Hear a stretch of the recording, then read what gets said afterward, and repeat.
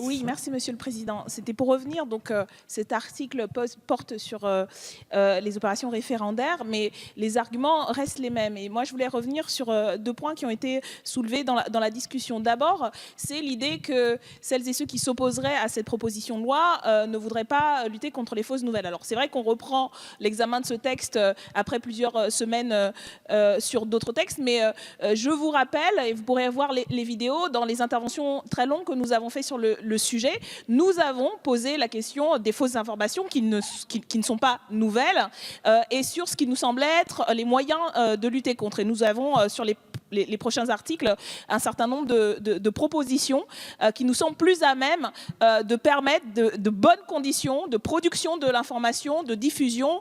Donc il ne s'agit pas là d'un côté ceux qui voudraient défendre la démocratie et les bonnes nouvelles et puis les autres qui ne le feraient pas. Là n'est pas la question. Ce que nous contestons, c'est d'abord les dispositions que vous mettez dans votre texte qui sont contradictoires et qui sont bancales. Ça a été indiqué à plusieurs reprises et d'ailleurs vous vous retrouvez à réamender, à essayer d'introduire, que ce soit pour la rapporteure ou la ministre, réintroduire quelques éléments pour consolider le texte. Et puis le deuxième point, c'est sur le caractère artificiel qui ne serait pas le produit, y compris de sites journalistiques, de médias.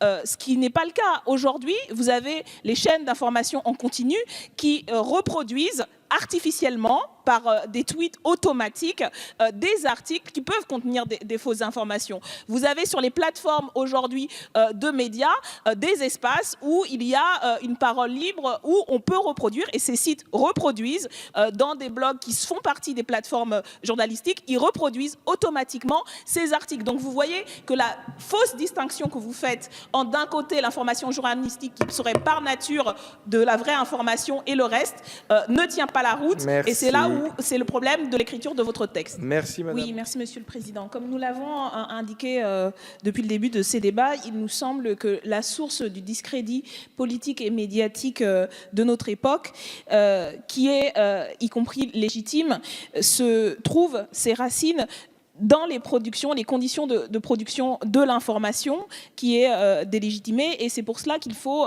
mettre plus de transparence et donner les moyens aux citoyens et aux citoyennes de vérifier d'où vient l'information par eux-mêmes. Par cet amendement, nous souhaitons donc que l'acquisition des parts dans un média se fasse de manière transparente vis-à-vis du public. Pour les entreprises de presse écrite, l'obligation d'information se fait non plus un mois, mais une semaine à compter de la date à laquelle l'entreprise éditrice en acquiert elle-même la connaissance. Et le seuil d'information n'est plus d'un tiers du capital ou des droits de vote, mais de 1%. Pour les entreprises de communication audiovisuelle, l'obligation d'information se calque sur le régime juridique de celui des entreprises de presse écrite et complète ainsi les dispositions actuellement requises par le Code du commerce. Acheter des parts d'un capital d'une société spécialisée dans l'information n'est pas une acquisition anodine, puisqu'il s'agit, pour une personne nécessairement fortunée, d'acheter un moyen de diffusion de l'information, qui plus est, la plupart du temps, subventionné par des deniers publics. Les personnes amenées à consulter ces informations, lecteurs, lectrices, auditeurs, auditrices ou téléspectateurs et téléspectatrices, doivent nécessairement être en mesure de connaître les détenteurs des médias qu'ils consultent et par conséquent être également en mesure de ne pas avoir à effectuer des recherches particulières pour savoir si le média qu'ils ont l'habitude de consulter change de propriétaire même en partie. Par ailleurs, l'acquisition d'une part significative du capital d'une telle entreprise est de nature à peser sur la ligne éditoriale de cette dernière, ce qui rend d'autant plus légitime la volonté des citoyens et citoyennes d'en être informés. C'est de cette manière, il nous semble, que nous parviendrons à permettre un véritable débat démocratique non biaisé, en donner plus d'instruments de transparence aux citoyens et aux citoyennes. Merci, Monsieur le Président, Monsieur Dupont-Aignan, Madame Resiguier, Madame Obono. Je ferai une réponse en 3 points. D'abord, en ce qui concerne les entreprises de presse, les dispositions que vous souhaitez modifier ont été ajoutées en 2016. Donc, pourquoi ne pas d'abord les évaluer avant de vouloir les modifier? Premier point. Deuxième point, Monsieur Dupont-Aignan, vous souhaiteriez réfléchir à une transposition des dispositions applicables à la presse aux éditeurs de services audiovisuels, tandis que vous souhaiteriez réfléchir à un renforcement de leurs obligations. Je n'y suis pas opposé, mais je pense que le bon véhicule législatif pour ces réflexions sera le prochain projet de loi audiovisuel que le gouvernement a annoncé. Et enfin, je suis tout à fait favorable à ce que les informations tenue à la disposition du public figure sur le site internet des entreprises concernées. Il me semble que cette précision relève plutôt du pouvoir réglementaire, et non pas de la loi, puisqu'il s'agit de définir la modalité pratique de la publicité obligatoire. Donc, c'est 3 avis défavorables. Merci, Monsieur le Président. Madame la Ministre. Oui, je rappelle à la suite de Bruno Studer que les règles en la matière sont déjà exigeantes et elles ont été renforcées récemment par la loi dite Bloch, comme vous le disiez, de 2016, pour les entreprises de presse. Et la proposition de loi n'a pas pour objet de modifier le régime juridique des entreprises de presse et des services audiovisuels. Et les règles dont vous proposez l'adoption me semblent également excessives.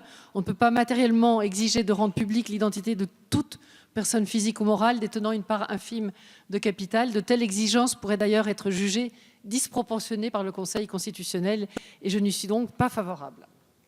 Merci beaucoup, Madame la Ministre. Madame Obono, vous avez la parole.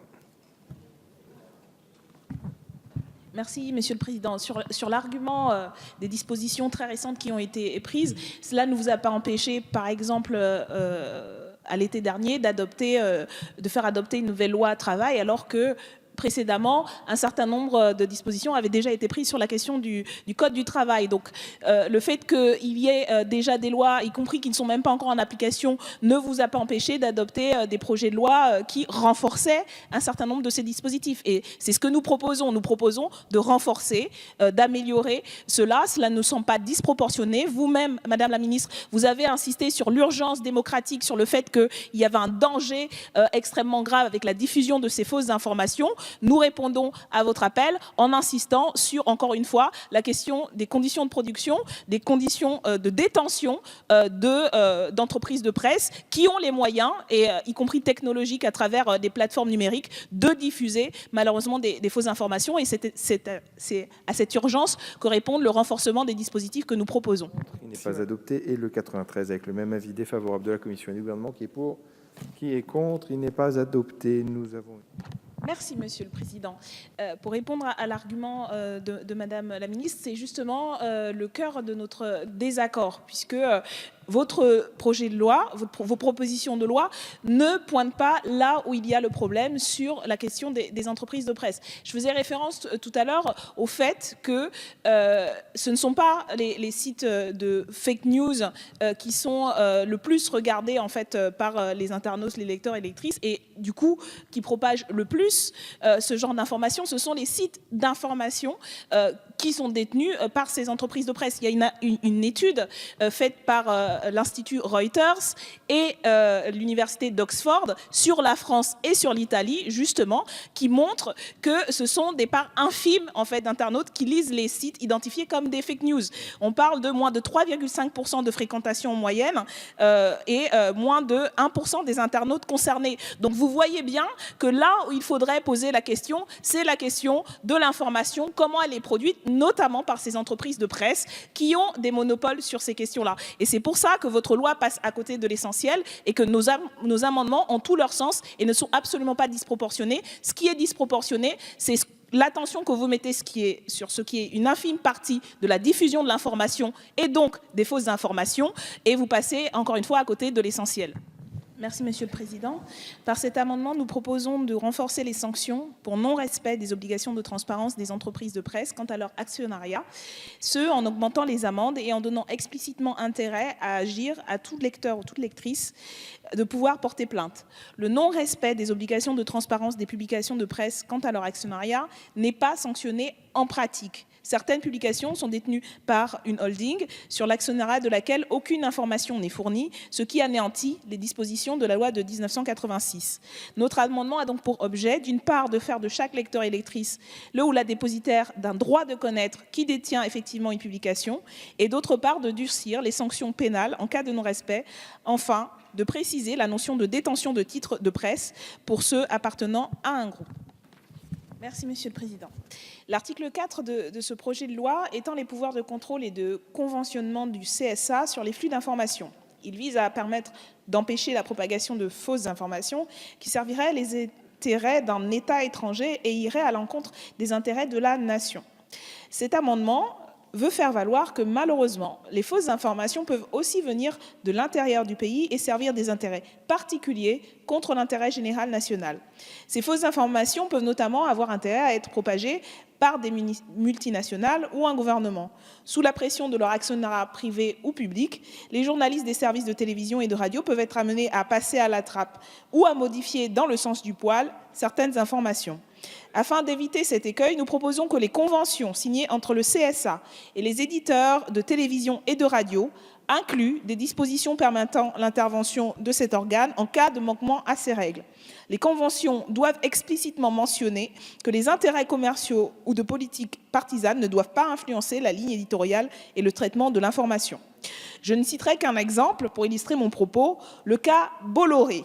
Ce dernier a ainsi fait disparaître des écrans de Canal+ un épisode de l'effet papillon qui montrait des manifestations contre le président togolais Faure Gnassingbé. Pourquoi ? Parce que ce dirigeant est un partenaire d'affaires privilégié du milliardaire et que cet épisode pouvait nuire à leur bonne relation commerciale. Ces pratiques ont été y compris dénoncées par des journalistes qui remettent en cause l'influence de tels détenteurs de presse tels que Bolloré, qui sont y compris victimes d'assignations judiciaires pour empêcher qu'ils puissent faire leur travail. Donc je ne doute pas que vous soutiendrez cet amendement qui permettrait effectivement qu'il y ait de l'information faite par des journalistes qui puisse être diffusée sans l'influence d'intérêts particuliers privés. Merci Madame Obono. Monsieur le Président Studer, vous avez la parole.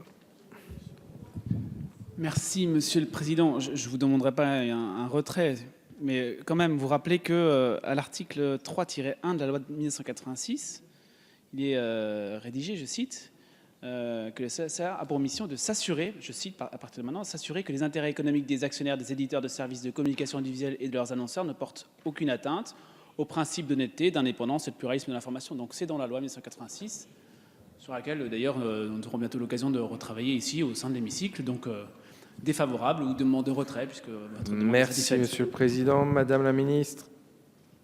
Même avis. Même avis. Madame Obono, est-il retiré ? Non, et je vais expliquer Toujours pourquoi.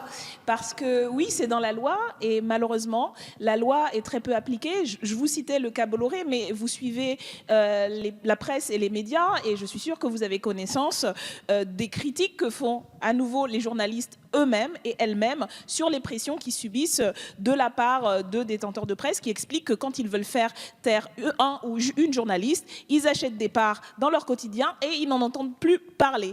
Un célèbre détenteur de presse récemment célébré aux Invalides était aussi très connu pour ce genre d'influence. Donc oui, la loi existe, mais nous proposons de renforcer cela parce que de toute évidence, et ça c'est clairement renseigné par des enquêtes journalistiques, elle n'est pas ou peu appliquée et ces influences continuent à s'exercer et je crois que c'est l'enjeu de votre proposition de loi d'éviter ce genre d'influence. Voilà pourquoi je maintiens cet amendement et j'appelle la majorité à voter en faveur. Merci Madame. Oui, merci Monsieur le Président.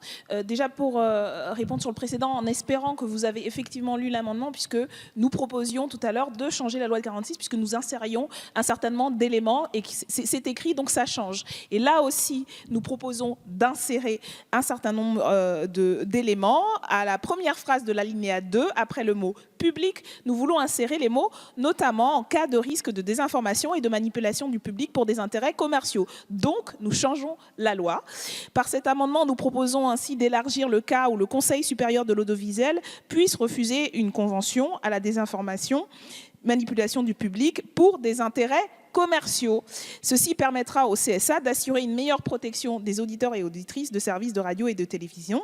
En effet, il est étonnant que ce projet de loi ne s'attache qu'à créer un nouveau régime de refus de convention si cette interdiction est nécessaire à la sauvegarde de l'ordre public. Nous estimons que cette condition extrêmement large doit être précisée. Les termes désinformation, manipulation du public pour des intérêts commerciaux renvoient explicitement à la pratique suivante. L'exemple de Patrick Lelay, ancien président directeur général de la chaîne TF1, qui avait ainsi affirmé dans un livre « Il y a beaucoup de façons de parler de la télévision, mais dans une perspective business, soyons réalistes. À la base, le métier de TF1, c'est d'aider Coca-Cola, par exemple, à vendre son produit. Or, pour qu'un message publicitaire soit perçu, il faut que le cerveau du téléspectateur soit disponible. » L'objectif d'une chaîne pouvant être explicitement ou implicitement un seul objectif commercial. Il appartient ainsi au CSA d'estimer s'il existe un risque de désinformation et manipulation du public pour des intérêts commerciaux, ce qui semble avoir été à minima manifestement le cas sous le mandat de Patrick Lelay. Nous craignons que ça continue à être la politique de ces chaînes et c'est pour ça que nous voulons inscrire dans la loi cette précision. Monsieur le Président, je voulais interpeller la ministre et le rapporteur sur le fait qu'il nous semble que c'est justement votre méthode qui est problématique. Pourquoi ne pas avoir attendu justement le débat sur la presse, sur l'audiovisuel, pour pouvoir... Non, justement, nous pensons que c'est le sujet. On est au cœur, on parle... Ce sont 2 propositions de loi sur les fausses informations. L'information à l'échelle industrielle, à l'échelle automatisée dont vous parlez, elle est produite principalement aujourd'hui par les grands médias d'information, par l'audiovisuel, etc. Et donc, il nous semble plus logique, il nous aurait semblé plus logique, si on veut s'attaquer à ces sources-là, de commencer par ce débat, effectivement très important, intéressant, sur comment on donne les moyens à ce qu'une information de qualité puisse être produite, qu'on donne les moyens aux journalistes et aux médias de faire un travail pluriel, pluraliste. Et dans ce cadre-là, on aurait pu trouver, y compris des moyens de lutter contre cette diffusion massive de fausses informations et pas simplement en période électorale. Et c'est pour ça que d'une certaine manière, vos propositions de loi marchent sur la tête parce que vous mettez la charrue avant les bœufs sous l'influence d'une commande politique pour répondre à une urgence parce qu'il faut que ça soit appliqué aux élections européennes et vous passez à nouveau à côté de l'essentiel. Effectivement, il faut un débat sur les médias, sur la presse, sur les conditions de production, et c'est ce que nous devrions avoir plutôt que de passer à la va-vite cette proposition de loi parce que ça a été décidé par le président de la République. Merci. Afin de consacrer pleinement l'indépendance de la presse des pressions gouvernementales et financières et dans le but de lutter contre les dites fausses informations, cet amendement permet que l'élection des présidents ou présidente des sociétés France Télévisions, Radio France et de la société en charge de l'audiovisuel extérieur de la France soit réalisée par le Conseil national de déontologie du journalisme que nous proposons plus tard de créer. En effet, le CSA est amené à avoir des compétences largement augmentées, à la fois par l'adoption de la dite proposition de loi que vous soumettez à notre examen sur les fausses informations, mais aussi par la réforme de l'audiovisuel qui approche, ainsi que par l'application qui voudrait que le numérique puisse aussi échoir dans son giron. Nous pensons que avec de telles missions, il est crucial d'assurer plus en profondeur son indépendance, qui permettra de garantir son bon fonctionnement, mais aussi de préserver sa volonté à lutter efficacement contre les dites fausses informations.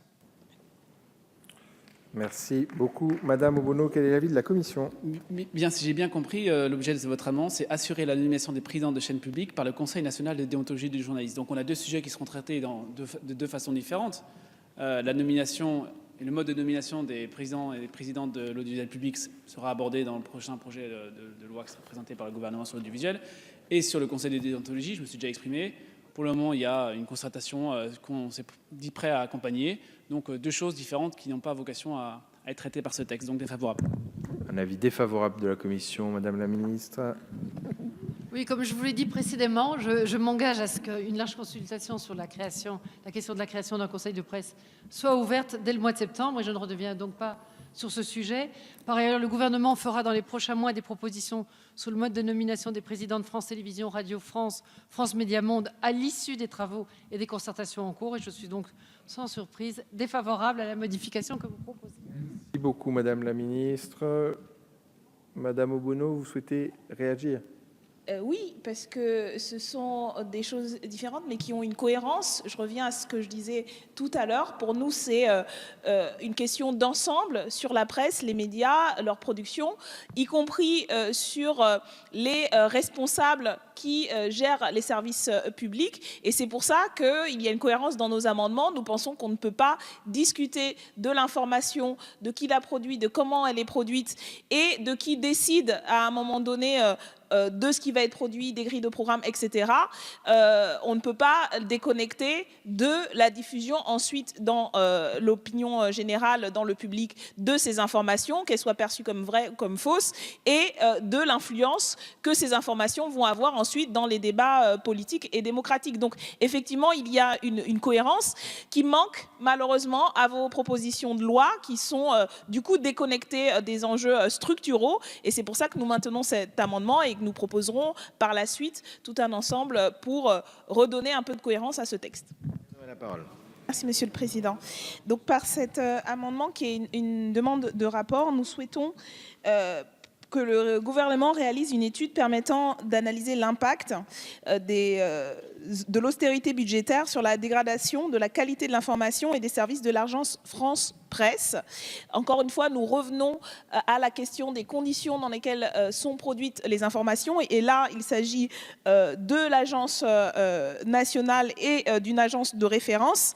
Le travail de cette agence est de plus en plus handicapé par la logique marchande qui pousse depuis plusieurs années à réduire les financements publics qu'elle perçoit au titre de ses missions de collecte, de vérification et de diffusion de l'information. Donc nous sommes en plein dans le sujet. Pour garantir son indépendance, la loi exige qu'elle équilibre son budget après amortissement comptable des investissements, l'AFP ayant de plus en plus accès au marché financier pour emprunter. Or, nous considérons que ce mode de financement est au contraire plus enclin à détériorer les garanties d'indépendance que peuvent offrir un média. C'est également ce que dénoncent un certain nombre de représentants syndicalistes, journalistes, sur les conditions de production de l'information et sur le fait que cette agence de référence sur laquelle, y compris, se base un grand nombre de médias pour diffuser des informations, n'a plus aujourd'hui les moyens, les conditions pour faire correctement son travail. Et c'est pour ça que nous demandons ce rapport du gouvernement. Alors, par cet article, nous voulons garantir le droit de reprise des entreprises par les salariés de la presse. Nous revenons donc, après, en tout cas pour nous, un consensus avec les précédents articles, à ce qui nous semble être un autre versant important, en plus de l'éducation et de la citoyenneté, ce qui devrait permettre de discerner la vraie et fausse information et de donner des outils aux citoyens et aux citoyennes, et aussi, surtout, aux producteurs et productrices de l'information. Cet amendement vise à rectifier l'erreur contenue dans les ordonnances de 2017 et en ajoutant que des entreprises de presse doivent être soumises aux mêmes obligations qui ont été consacrées dans ces ordonnances. Nous pensons qu'en tout domaine, ce droit doit être préservé, mais particulièrement dans les entreprises de presse. Ces entreprises devraient être gérées de manière collective par les journalistes qui les composent. Cela permettrait d'éviter qu'elles soient soumises à des pressions venant du monde économique ou politique. Dans cette optique, il nous semble fondamental de permettre à des comités de rédaction et des salariés de pouvoir décider, en cas de difficulté de leurs médias, de reprendre la main sur leurs entreprises. Merci. Avis de la commission défavorable, du gouvernement, monsieur le rapporteur. Je serai plus bref pour les prochains avis, puisqu'on est sur toute une série d'amendements qui ont déjà été examinés et repoussés en commission, où on avait pris le temps avec votre collègue député, monsieur Larive, d'aller dans le fond des arguments qui expliquaient pourquoi j'étais défavorable à ces amendements qui ont un rapport très éloigné avec le texte.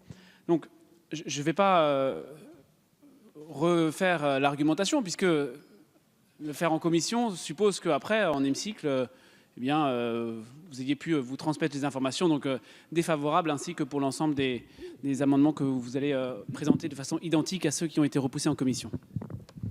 Même avis. Favorable. Défavorable également. Madame Obono.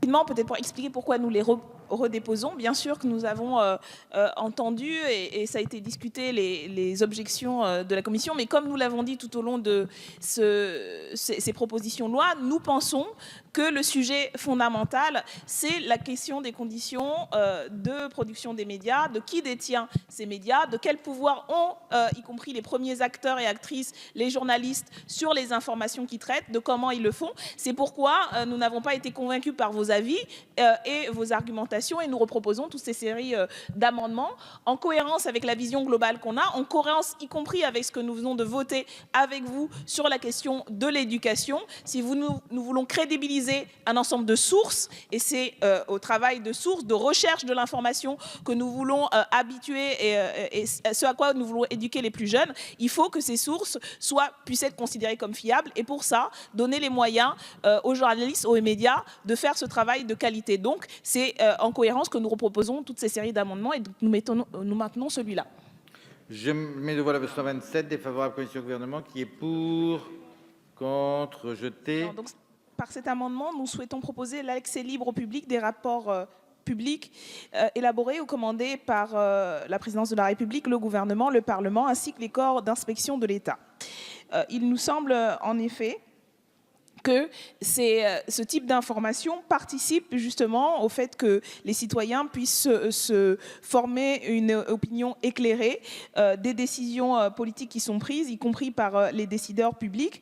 Le dispositif que nous proposons nous apparaît éclairé puisque la responsabilité des citoyens et des citoyennes peut ensuite être engagée selon l'utilisation qu'ils font de ces informations afin que ce droit soit effectif. Nous proposons de prévoir d'ailleurs que sa méconnaissance emporte un certain nombre de sanctions pénales et ça nous semble nécessaire pour participer à créer un environnement où justement le débat puisse se fonder sur des sources, sur un travail de recherche, notamment quand c'est fait sur des deniers publics et de donner enfin l'outil pour que tous les citoyens et citoyennes puissent justement distinguer les vraies des fausses informations. Oui, avant d'en venir à cet amendement, puisque de toute façon la logique est la même, Madame la Ministre, il ne s'agit pas de jeter la suspicion, il s'agit justement de lever le doute et la suspicion sur la question des conflits d'intérêts. Là, nous proposons justement pour soutenir la qualité et le pluralisme du travail des journalistes, lutter contre la précarité économique et sociale de la profession, de mettre en place l'écart entre les rémunérations de 1 à 20. C'est d'ailleurs un principe qui, vous le savez, nous l'avons déjà proposé, pourrait s'appliquer, devrait s'appliquer au-delà de cette profession, mais dans ce cas, il nous semble que ce serait un cercle vertueux pour, au sein des organismes consacrés, qu'il n'y ait pas de différence de rémunération trop importante.